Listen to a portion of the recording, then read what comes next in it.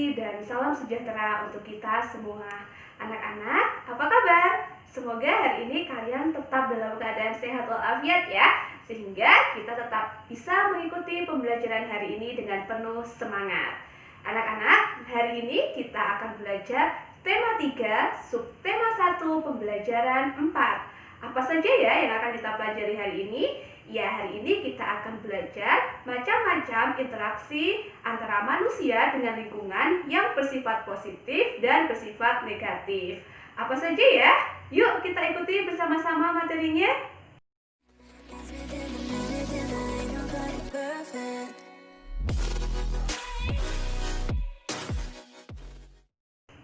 Anak-anak, ada berbagai macam bentuk interaksi antara manusia dengan lingkungan.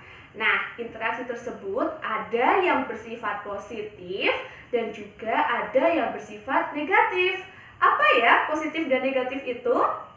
Iya, interaksi yang bersifat positif adalah interaksi yang baik. Ya, yang baik. Sedangkan negatif itu artinya tidak baik. Berarti kalau interaksi bersifat negatif, berarti interaksi tersebut bersifat tidak baik. Nah, contoh interaksi yang bersifat positif antara manusia dengan lingkungannya, yaitu yang pertama membajak sawah.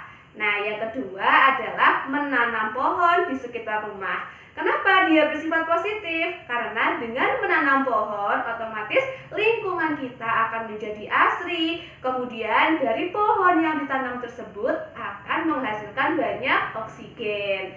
Nah, contoh yang ketiga adalah reboisasi. Apa hayo reboisasi? Iya, reboisasi adalah penanaman kembali hutan yang gundul. Oke, jadi hutan yang telah ditebang pilih, yang tua-tua itu ditebang, yang pohon-pohon masih muda dibiarkan tumbuh dulu. Nah, setelah ditebang harus ditanami kembali. Nah, penanaman kembali hutan-hutan yang gundul tersebut dinamakan reboisasi. Nah, yang selanjutnya adalah membersihkan lingkungan dari sampah. Ketika anak-anak menyapu, kemudian memungut sampah, itu adalah bentuk interaksi yang bersifat positif. Yang selanjutnya adalah menebang pohon dengan sistem tebang pilih. Tebang pilih itu adalah menebang pohon-pohon yang sudah besar, yang sudah berumur tua, kemudian membiarkan pohon-pohon yang masih kecil-kecil, yang masih berumur muda dibiarkan tumbuh. Anak-anak, dampak positif interaksi antara manusia dengan lingkungan yang pertama adalah manusia mendapatkan sumber dalam memenuhi kebutuhan sandang, kebutuhan pangan, dan kebutuhan papan.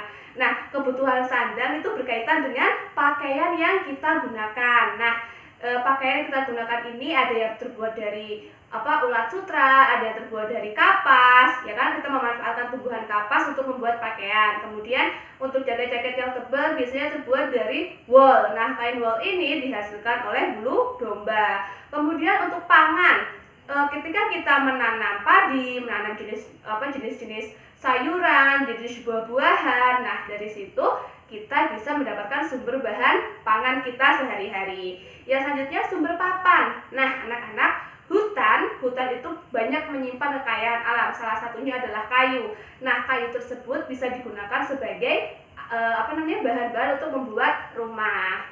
Nah, dampak positif yang kedua adalah manusia mendapatkan sumber obat-obatan. Tahu ya, obat-obatan yang bersumber dari berbagai macam tumbuhan, ya seperti rempah-rempah, ada kunyit, temulawak, jahe, dan sebagainya.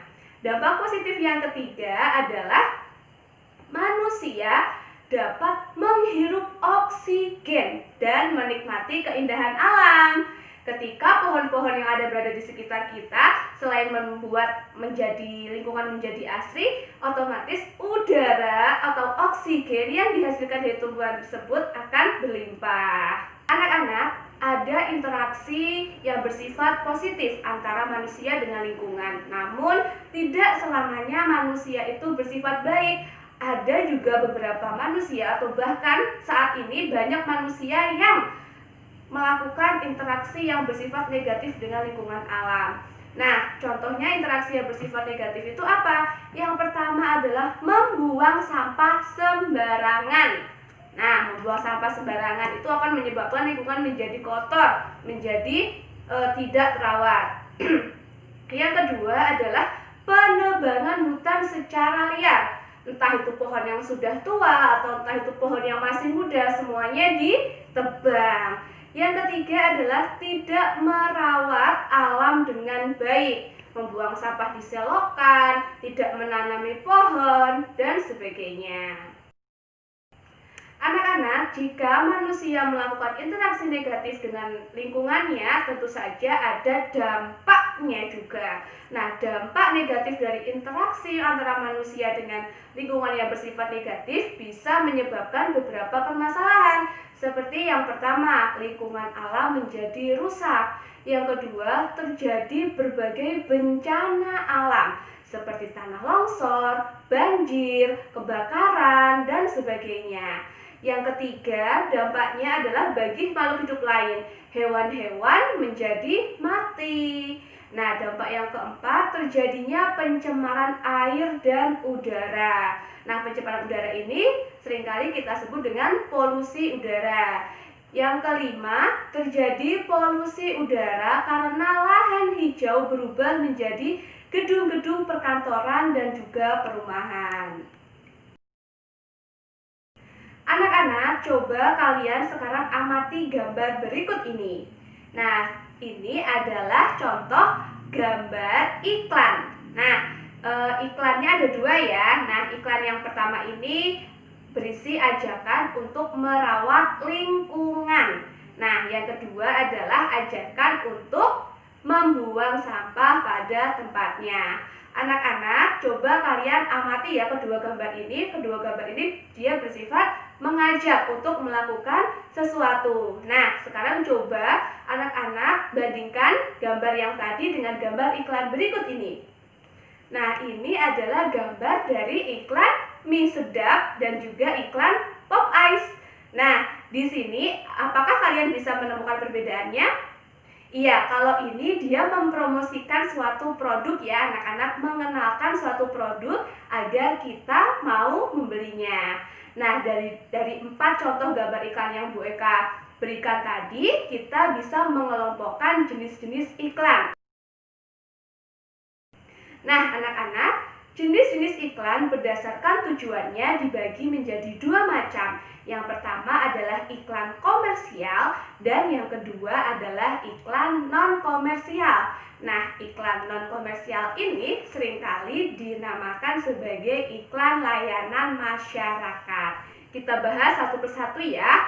Iklan komersial adalah iklan yang bertujuan untuk menawarkan atau mengenalkan barang dan jasa kepada masyarakat dengan tujuan untuk memperoleh keuntungan. Anak-anak, jenis iklan yang kedua adalah iklan layanan masyarakat. Nah, iklan layanan masyarakat ini adalah iklan yang menyajikan pesan-pesan sosial yang bertujuan untuk menumbuhkan kepedulian masyarakat terhadap suatu permasalahan umum. Nah, permasalahan umum ini salah satunya terkait dengan kebersihan lingkungan. Kemudian apalagi? Iya, tentang cara merawat bumi atau melestarikan pohon-pohon yang ada di sekitar kita. Anak-anak, demikianlah tadi pembelajaran kita hari ini. Jangan lupa dicatat materinya ya, kemudian dikerjakan latihan soal-soalnya. Sampai jumpa di pertemuan selanjutnya.